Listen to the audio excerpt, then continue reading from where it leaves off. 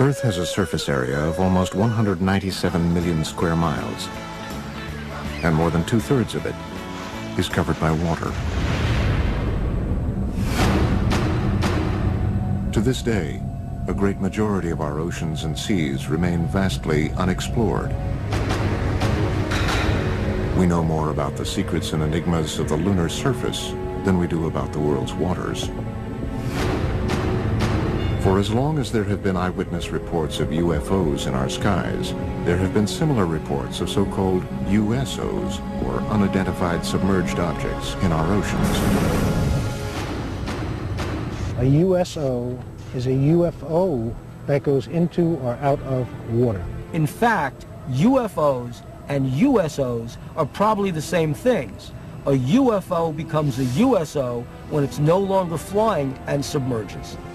For the first time ever, explore the mysteries of this most elusive class of UFO.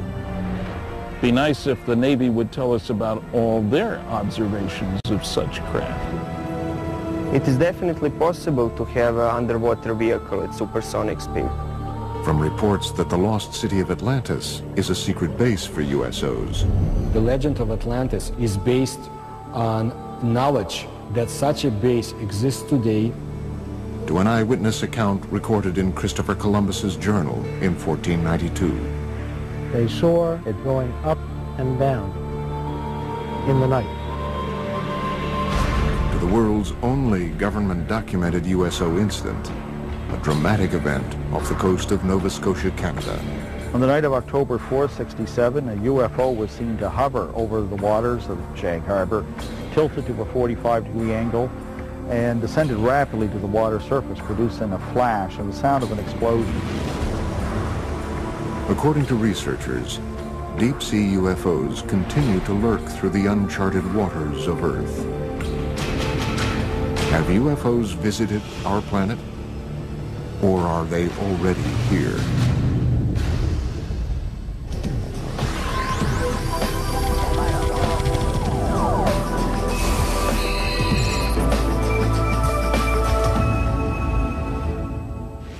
This is the Santa Catalina Channel, a 26-mile wide stretch of the Pacific Ocean separating the city of Los Angeles from Catalina Island.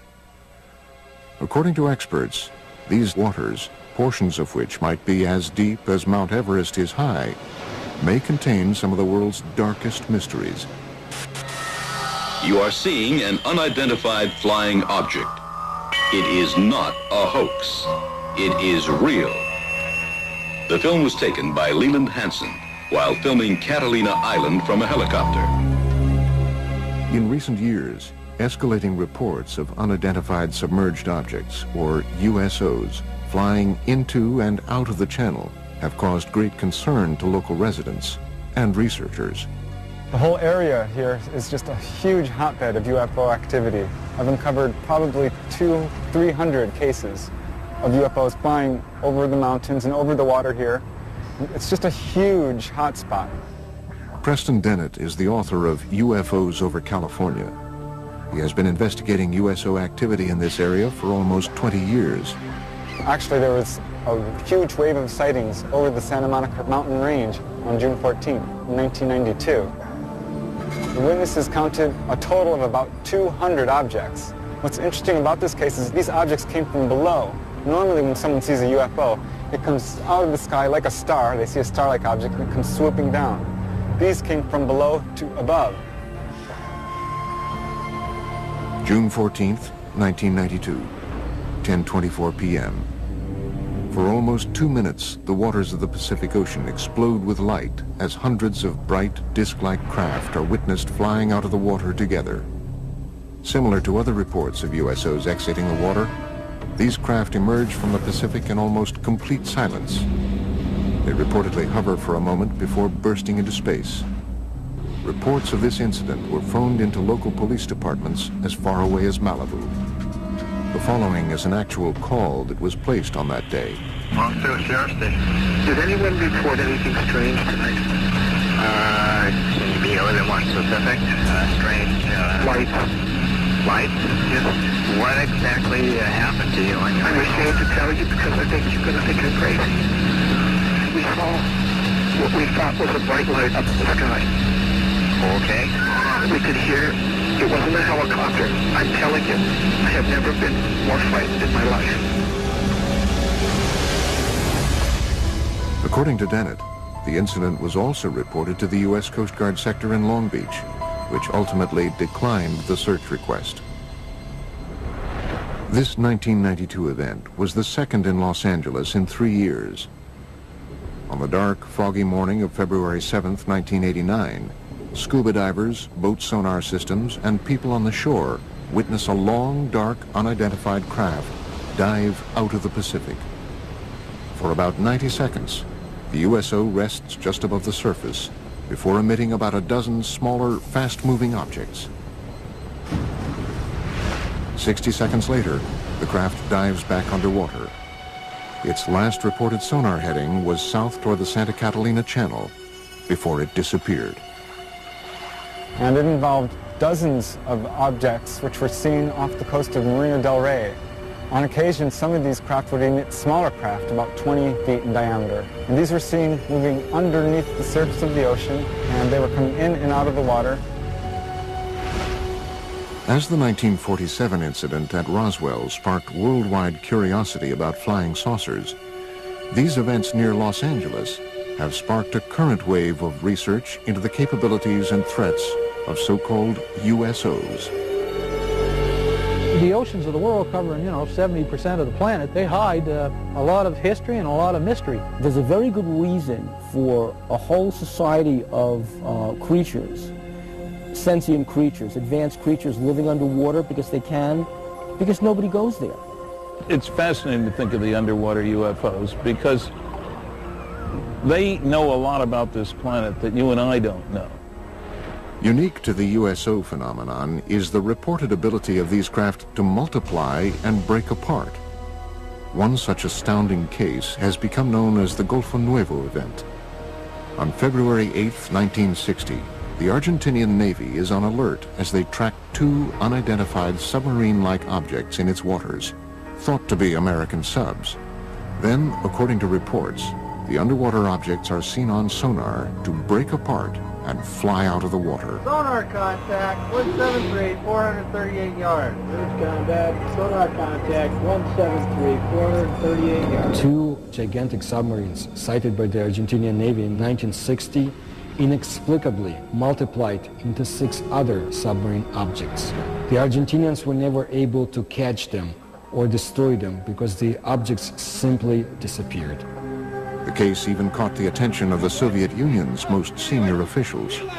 Nikita Khrushchev, who was the leader of the Soviet Union at the time, was so much intrigued by the whole story that he sent his diplomatic attaché in Buenos Aires to find out what's been going on. While some researchers contend that these reported cases might be nothing more than military submarines firing torpedoes, others argue that submarines were not capable of firing 6 or more objects in 1960. Late USO researcher Ivan T. Sanderson's 1970 book, Invisible Residents, was the first to analyze the USO phenomenon. He reports on another remarkable example of USO behavior. In March 1963, a U.S. Navy submarine exercise is progressing as planned 100 miles off Puerto Rico. Suddenly, one Navy sub abruptly breaks from its assigned route after picking up an unidentified object traveling at speeds in excess of 150 knots. The submarines are astonished by the depth at which the unidentified craft is moving, 20,000 feet underwater. Gave the acoustic signature of a single propeller type of motion through the water, and it was tracked at depths down to 20,000 feet, whereas a typical crush depth for a submarine would be 7,000 feet. So this thing, whatever it was exceeding the technical capabilities of submarines at that time and even today. The vessel is tracked for almost 4 days by the entire carrier group. The object would reportedly propel away at impossible speeds and then stop and rest, allowing for continued tracking by the Navy. Reports about this event were sent back to Sinclair Fleet Headquarters in Norfolk, Virginia.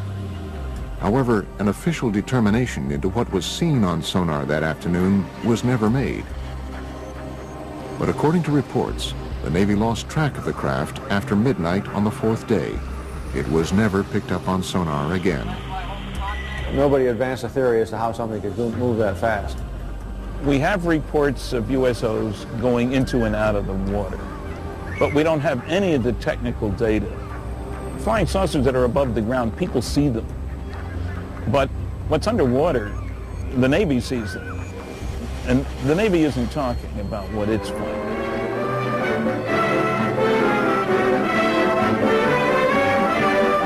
Inflating an immense balloon aboard the USS Norton Sound, the Navy prepares for further study of the elusive cosmic rays somewhere in the Pacific. That's the news. A secondary consideration clears up the mystery of the so-called flying saucers. For it is these monsters which rise 19 miles and attain diameters of 100 feet that have been mistaken for the apparitions called flying saucers. At great altitudes, they tell us, these elongated enormities flatten out like plates. Mystery ended. But reports from around the world continue. Another extraordinary case is reported in the international press beginning on November 11th, 1972. A fast-moving submarine-like object is picked up on sonar in the Sonja Fjord off the west coast of Norway by the Norwegian Navy, which hunts it for 2 weeks. A fleet of surface ships and specially equipped sub-hunter helicopters are assembled to find the object. On November 20th, 1972, the USO is seen visually for the first time. It was described as being a massive, silent, cigar-shaped object. A Navy ship promptly fires its guns and torpedoes at the craft. Some ship actually saw it on the surface and fired at it, but it dived, and then they started dropping depth charges. Although all the articles treat this as a submarine, the fact of the matter is nobody was able to identify it as a submarine. After tracking the object for almost 2 weeks, the Navy devises and executes a plan to blockade the fjord and trap the USO. They tried to seal off this fjord so nothing could get in or out. Nevertheless, after 14 or 15 days, this thing disappeared. So that may mean that this object, whatever it was tracked by the Navy, was not a submarine at all, but an unidentified submerged object. Coming up, did Christopher Columbus and his crew witness USOs flying into and out of the Atlantic on October 11th, 1492? One of the earlier cases comes all the way back from the day before Columbus Day in 1492, before there was a Columbus Day. And it happened on Santa Maria.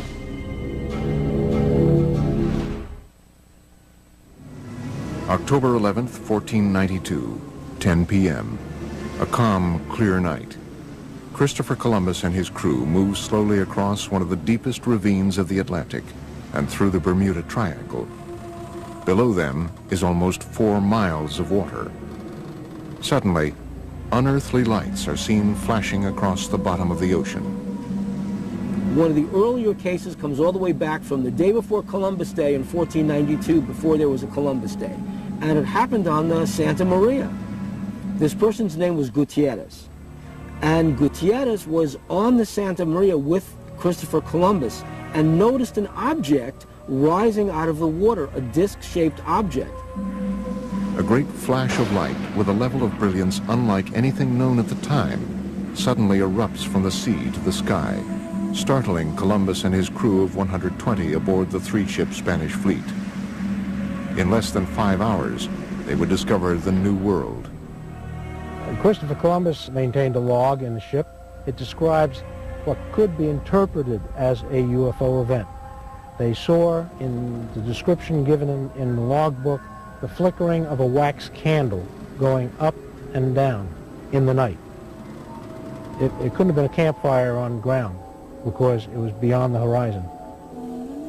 This possible USO incident is more than just legend and lore.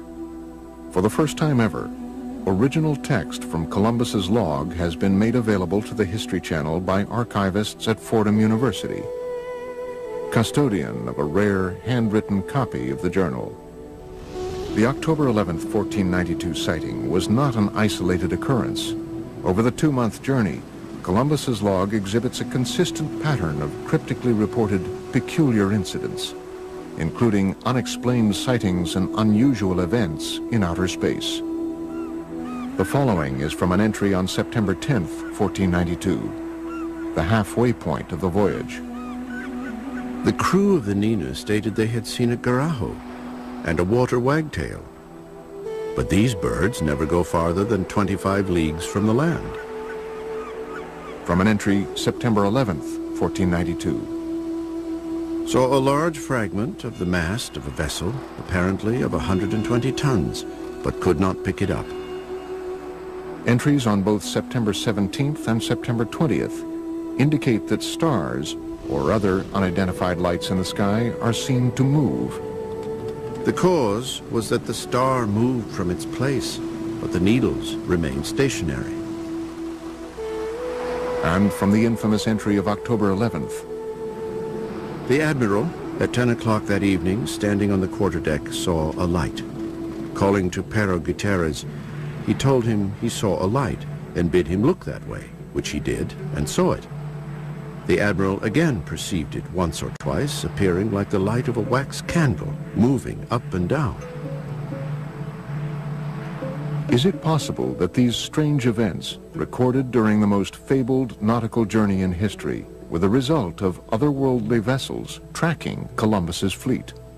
Some suggest, however, that any interpretations or rationalizations that might be gleaned from Columbus's log are not the whole truth.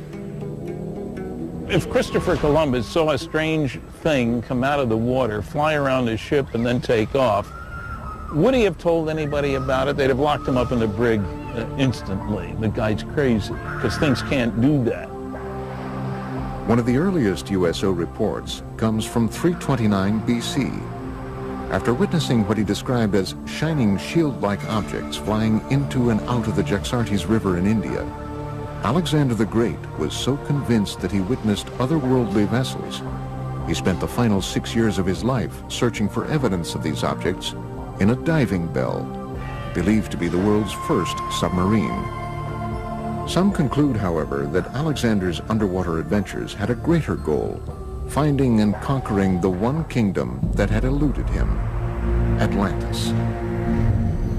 Well, Atlantis first enters literary history in the philosophical dialogues of Plato. These are the Timaeus and the Critias. The gods, bothered by the attitude of the Atlanteans, decided to destroy Atlantis. In one day and one night, they destroyed it with a cataclysm, and it sank. To this day, researchers continue to speculate about Atlantis as a hub of USO activity. The legend of Atlantis definitely is based on knowledge, probably lost by today, of some secret underwater civilization. Atlantis's supposed location in the Mediterranean would have provided USOs a convenient position from which to monitor human civilizations and their shipping routes to and from Asia Minor, Rome, and Athens. The Mediterranean was the cradle of ancient civilization. The Phoenician traders traveled back and forth between the Middle East and Greece across the Mediterranean. If there were a culture of either aliens or original inhabitants of planet Earth who wanted to seed the planet, to seed humanity with myth, the Mediterranean is a natural base for them to set up an underwater facility. Well, I don't know if Plato was talking about unidentified submerged objects when he came up with Atlantis, but I suppose there are people who, number one, assume that Atlantis is real, number two, that it's somewhere in the Atlantic, number three, that it's buried under thousands of feet of water. The ancient Athenians, however, were not the first to record stories of unidentified objects in the oceans. Experts believe the ancient Egyptians may have even recorded sightings in their hieroglyphic drawings. In ancient Egypt, in the temple at the city of Abydos, somebody made an inscription, a depiction of a submarine. There was another depiction of an object that looks like a helicopter. Who made it? How did the ancient Egyptians know about it? We have no idea. One of the earliest European cases is a series of reported English sightings in the 11th century. One of the oldest cases I have on the site goes back to the year 1067. It has to do with this people in the countryside seeing something flaming in the sky that came down to Earth, lit up the countryside, and then went up again, and then into the sea. Carl Feint has been researching USO phenomenon for almost a decade. His internet site, waterufo.net, has an archive of over 900 current and historic USO reports. According to Feint, one of the 20th century's first cases was reported in detail in the Philadelphia Inquirer on August 1st, 1904. A British cargo ship, the Mohican, en route to Philadelphia was, according to the paper, enshrouded in a strange metallic vapor which glowed like phosphorus. I have found out recently that that case is a heck of a lot more detailed and scary than originally shown. The captain and the crew confirmed that an object came across the ocean, a cloud, approached the ship, and it was glowing. Not a meteor, going straight down, just coming across the sea.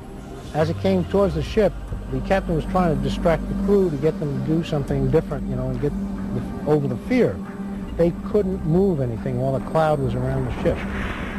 The Inquirer further reports that during the event, the ship's compass revolved with the speed of an electric motor, and the sailors were unable to raise pieces of steel from the magnetized decks.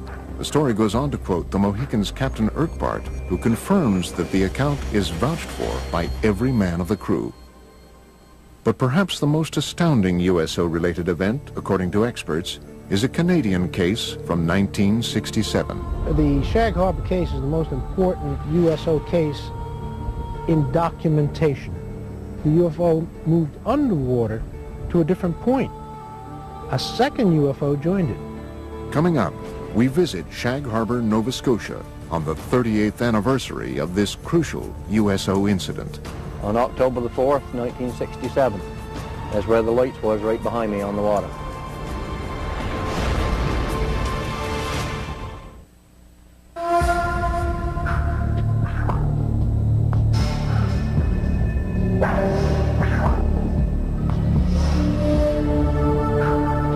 Years ago today, October 4th, 1967, approximately 20 after 11 in the evening, something happened in Shag Harbor that became quite memorable in later years. The night of October 4th, 67 has become known as the Night of the UFOs among many UFO researchers. The Shag Harbor incident has become the best known aspect of that night. Chris Stiles and Don Ledger have spent the past decade researching the 1967 Shag Harbor USO incident. The case, widely reported throughout Canada at the time, had been largely forgotten in subsequent years. Their 2001 book, Dark Object, reopened the case, shedding new light on the many reported USO events of that night and the weeks following. The reason that the Shag Harbor incident came to the forefront and kind of eclipsed the importance of the other sightings from the Night of the UFOs is simply the fact that it's the one case where something came down out of the sky and crashed into the water. You know, it made a noise, it made a flash. It's also unique in the sense that nobody reported a UFO. Several calls came in very quickly to the nearby Royal Canadian Mounted Police Detachment, and those reports said simply that people had seen lights, or perhaps an aircraft had crashed into the waters of what they called the Sound.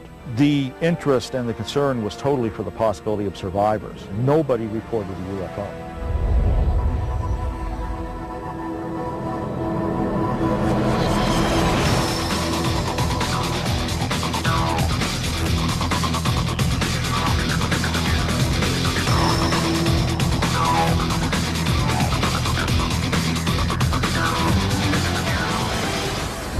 I'm not surprised now that I had seen something in the sky that night, because all over Nova Scotia, the night of the Shag Harbor incident, there were many, many, many UFO reports. Just up around the bend, we'll be coming into Shag Harbor, and the site crowd gathered and watched whatever it was that happened here 38 years ago today. Each year, Ledger and Stiles make an anniversary trip to Shag Harbor to meet with Norm Smith, one of only 3 surviving witnesses. See the island out there? That's where it all took place, right off there. That's where we seen the light in the water. Hey, sir. How you been? Good. Wow. How are you? Same old, isn't it? The three of us stood on the lawn watching the lights. Eventually it started going, it looked like it was moving to us, and then on a downward slope towards the ground. We thought it was a plane crash, so we jumped in the vehicle in my old man's car and my uncle's, and we went up to this spot right here by the Irish Moss plant. And when we got here, there was probably 10, 12 other people. We watched the lights on the water for a period of 2 or 3 minutes, and then the lights disappeared. What happens next is indisputable. Before midnight on Wednesday, October 4th, the Royal Canadian Mounted Police officers who witnessed the event from the shoreline searched the water on boats until 3 a.m. with the help of several local fishermen, including Norm Smith. At noon on Friday, October 6th, Canadian Navy divers from Halifax arrive and search the area through the weekend. Eventually, 7 divers were dispatched from the Fleet Diving Unit in Halifax and taken down to Shag Harbor. The search effort continued through all the daylight hours of Saturday and Sunday, and by Monday morning that search was officially terminated in Ottawa. And they just simply state unidentified flying object and circle it and underline it. According to government reports, the object travels from the south to the north along the Nova Scotia shoreline. At one point, it stops and hovers. Then at approximately 11:20 p.m., it enters the water at a 45-degree angle, 300 yards offshore. Directly behind me where we seen the lights, right at Bomb Portage Island, directly behind me. When the Royal Canadian Mounted Police officers that had responded to the call arrived at the shoreline of Old Highway number 3, the UFO was still moving upon the surface of the water. The object also appeared to be leaving a trail of dense yellow foam. In the weeks following October 4th, the story becomes even more mysterious. The case is front-page news across Canada, and as Ledger and Stiles report in their book, in the days just prior to the Canadian military's official classification of this incident as a UFO event, a second craft enters the waters of Nova Scotia to rendezvous with the first craft. Then this thing resumed its headway back down this way at about 4,400 miles an hour and came down through northern New Brunswick, right down over the Bay of Fundy, across the southwestern tip of Nova Scotia, across this way, and went down in the water here. Authorities already knew the object was no longer there, that it had moved under the water and had come to rest on the seabed. It sat there for almost a week, right to the hour. And after that time, it began moving under the water to the Gulf of Maine with the aid of a second craft that was helping repair it. And the two of them broke the surface of the water and flew away out over the Gulf of Maine. Interestingly enough, there is a second report of a sighting 1 week in Shag Harbor of 2 sets of lights, one orange, one yellow, leaving the water and flying away. This case continues to inspire debate and continued research into the events of October 4th, 1967. There are a large amount of primary documents that support interpreting Shag Harbor as a crash scenario of a UFO. And in one of the paragraphs, it actually says a preliminary investigation has been conducted, and it has been discovered that this object is not the result of a flare, float, downed aircraft, or in fact any known object. I didn't know then, back 30-odd years ago, I didn't know whether it was a UFO or what it was. But nobody will ever make me believe that there was nothing there, because it was. Coming up, seen for the first time, video evidence of what might possibly be a USO emerging from the waters of Laguna Cartagena in Puerto Rico. And they are coming towards Laguna Cartagena. And later, a University of California scientist reveals that supersonic speed by deep-sea UFOs is not only scientifically possible, but likely. A region with perhaps the longest legacy of USO activity is the area around Puerto Rico. As the mysterious southern point of the Bermuda Triangle, the island has been at the center of USO debate for decades. Puerto Rico is a hot spot for underwater UFO activity, and it seems to match the pattern of other cases. Puerto Rico is considered in all of the Americas to be the place where there's the greatest number of USO sightings. Members of the Puerto Rican-based ufology group, Project Argus, agreed to lead a tour of some of the island's more notable USO-related areas. Laguna Cartagena is an isolated lake near the southwestern corner of the island. It has become linked to much of Puerto Rico's reported USO activity. I have been conducting investigations for years in Laguna Cartagena, where there's also a lot of secrecy about USOs. Laguna Cartagena since 1930 has been a place where hundreds of cases were reported of flying objects coming and going from the area.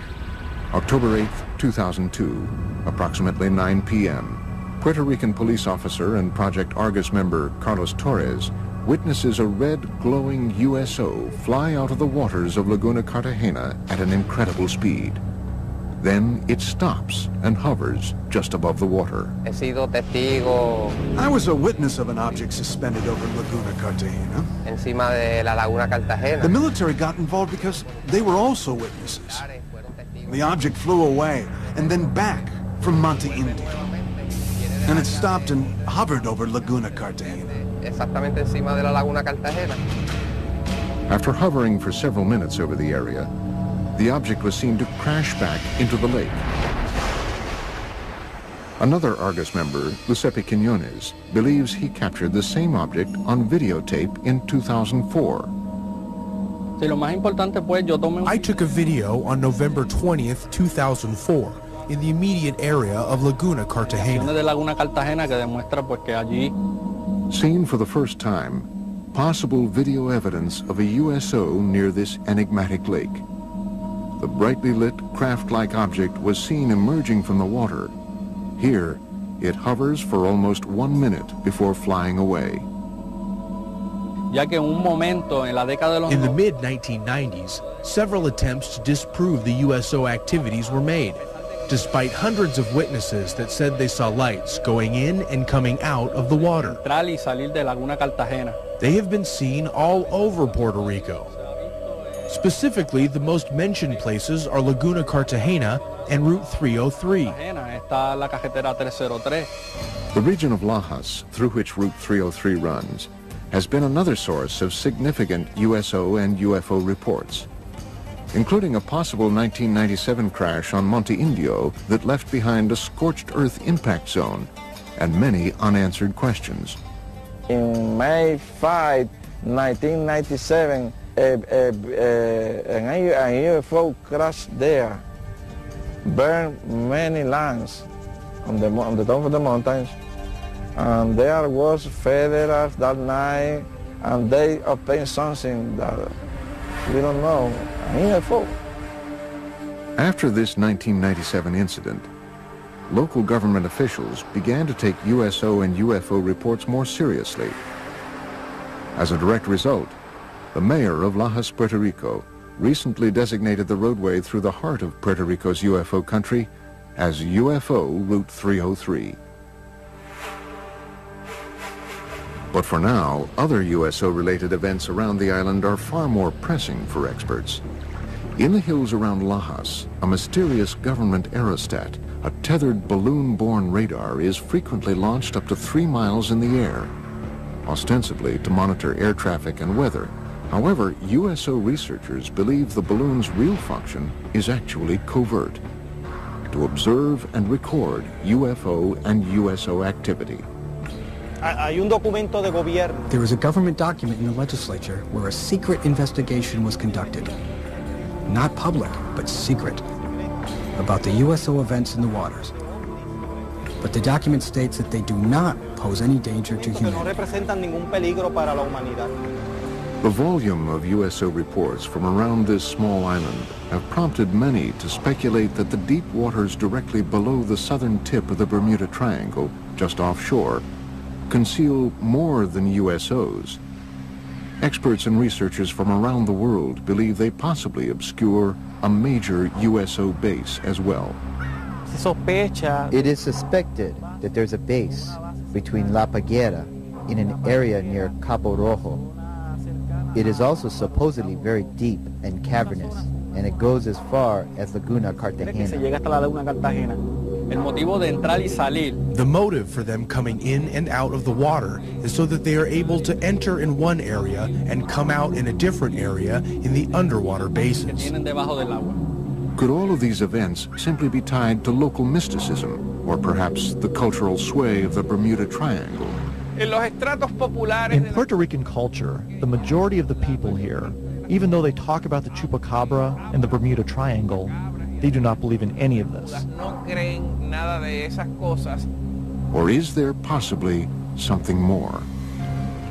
It's a reality. The USOs in Puerto Rico are real. There are hundreds of testimonies and witnesses. It's all real. I think that the UFO phenomenon is real. Here in Puerto Rico, there have been hundreds of cases. That is a reality. Coming up, possible photographic evidence of a USO exiting the waters of Gulf Breeze, Florida.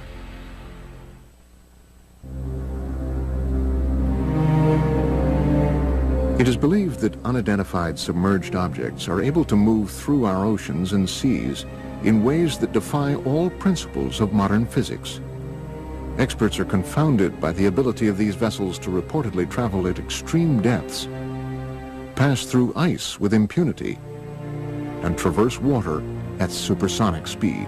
These kinds of craft, ostensibly, can travel underneath the water because they are impervious to water, just like they're impervious to gamma rays, cosmic rays, impervious to anything that gets in the way of their traveling in space. According to all information, we are dealing with a very advanced technology. They circle ships and next thing you know, dive into the water. It's not a barrier to them. They just go from one medium to another. In late 1969, while conducting their regular Operation Deep Freeze ice-breaking exercises near Antarctica, U.S. Navy sailors aboard the USS Calcaterra reportedly witness an unidentified submerged object with some extraordinary capabilities. Ivan Sanderson in Argosy magazine, where he talks about an event somewhere in the Arctic when an object came up through the ice and took off. Really sort of burrowed its way through. A large submarine-shaped object at least 100 feet long is seen bursting out of the frozen ocean through several yards of solid ice at an incredible speed. But this case, however, is only one of many similar incidents reported by navies around the world. I know of one case that occurred near Leningrad. In the winter of 1976. A USO broke down through the ice, maneuvered underwater, and then again broke back out through the ice. They do melt ice. Now, if you had a meteor, the dynamics of the thing would break the ice into chunks and scatter them all over the place. With the UFO, it's a clean hole. USO witnesses have also reported seeing waterspouts beneath USOs as they exit the water, including Ed Walters, a resident of Gulf Breeze, Florida, who snapped this never-before-seen Polaroid picture of what appears to be a USO above a tornado-shaped waterspout on July 7th, 1988. So he was looking north towards Gulf Breeze across the Santa Rosa Sound, a distance of about 7,000 feet. He noticed that the water down beneath the object started to get all foamy or something. You could see it dancing around, and all of a sudden this column of water went up and contacted the bottom of it. The picture that he took actually shows that. Such cases have caused some experts to assert that USOs might possibly use water as a fuel source. There are those who feel that water is essential for the fusion process. There are a lot of cases where UFOs hover over reservoirs and small bodies of water, not only large bodies of water. It does seem to be some evidence that they can use water to help their craft in some way. They may use water as a fuel. When these cases where they talk about objects hovering over the water and seeming to suck water up in, certainly sounds like they need a big drink or something to keep going. Modern scientific theories abound about how USOs developed the ability to propel themselves through water with great efficiency. Researchers envision everything from massive jet-like propulsion systems to frictionless bubbles that cocoon the objects. So the engines wouldn't be engines as you and I would imagine engines. They would be generators generating a magnetic force, creating a magnetic envelope around the craft that repels the Earth's natural magnetism, hence allowing them to accelerate, decelerate, climb, fall, and navigate through the water. By exerting forces at the surrounding fluid, seawater, nice electrically conducting fluid, you control the drag, you control the flow, the speed, the lift. You can get around all the problems of high-speed motion under the water. A magneto-aerodynamic system would work similar to the electromagnetic submarine that was successfully tested. An electromagnetic submarine was in fact built and tested by the University of California, Santa Barbara in the mid-1960s. It took advantage of saltwater's natural ability to conduct electricity. The first successful test of an electromagnetic propulsion system was conducted on Earth in 1966, when this electromagnetic submarine was first demonstrated. This electromagnetic submarine moves through the water as a result of electromagnetic forces. It has absolutely no moving parts. The principle here is that seawater is an electrically conducting fluid. You push against the seawater by Newton's laws, elementary physics, it pushes back, and off you go. Is it possible that USOs take advantage of this natural capability of our oceans to reach supersonic speed? Water is a great magnetic conduit. In fact, if they were traveling using a process called diamagnetism, which is a weak repellent force, then water would enhance that force, which would explain why these craft are able to navigate in water so well. One researcher theorizes that USOs might move rapidly through the water and avoid catastrophic damage using the same principles as a common light bulb. UFO is the filament in this particular case, and the bulb is the field, and that protects the UFO. It keeps the water from coming onto it when it goes in. They move it though, and it never touches the UFO. And that can be achieved by creating so-called supercavitating bubble around the whole object. In that way, whole object travels together with a bubble of water vapor. Marco Princivac is a professor of mechanical engineering at the University of California, Riverside. He devised an experiment for the History Channel demonstrating the physics behind possible supersonic movement through the water. Basically, the only thing that you can play with is a shape of a vehicle. And it will deviate from standard shapes of a submarine. To demonstrate how different shapes can produce the conditions for supersonic underwater travel, Princivac and his team force an underwater current along with green dye and high-powered lasers around different submersed objects. So if we have something called a streamlined body, we see that fluid flows undisturbedly around that body. This red streamlined object represents the perfect shape for a fast-moving underwater vessel. In direct contrast, the cube that is tested creates massive resistance all around the object. A good shape for an underwater supercavitating vehicle would be something similar to a return capsule of Soyuz or other space missions. The laws of earthly physics change dramatically underwater. Propelling an oceanic vehicle to supersonic speeds requires an amount of power greater than what man has currently invented. A vehicle that has a 5-foot diameter and we want to go at the speed of sound in the air, we would need an engine that can produce 15,000 horsepower. For the same vehicle to reach the speed of sound under the water, we would need an engine that can produce around 1 million horsepower. While it might be scientifically possible for USOs to prowl the oceans at supersonic speed, how have these craft developed the technology required to achieve this milestone?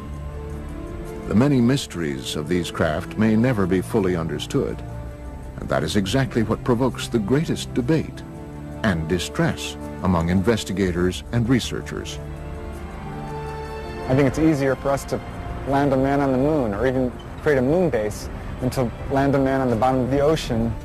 If they're hostile and have come here to conquer Earth, they would have done it 1 million years ago. We might be their creations for all we know. The earth is conquered, we work for them, they live here, this is their planet. Do the cities of Sodom and Gomorrah actually exist? Josh Bernstein is on an epic quest to find out. It's gonna be a great adventure! So there actually could have been a Sodom and Gomorrah. If I'm not back in 5 minutes, send a search party. Digging for the truth, Sodom and Gomorrah, next on the History Channel. This way is much more fun.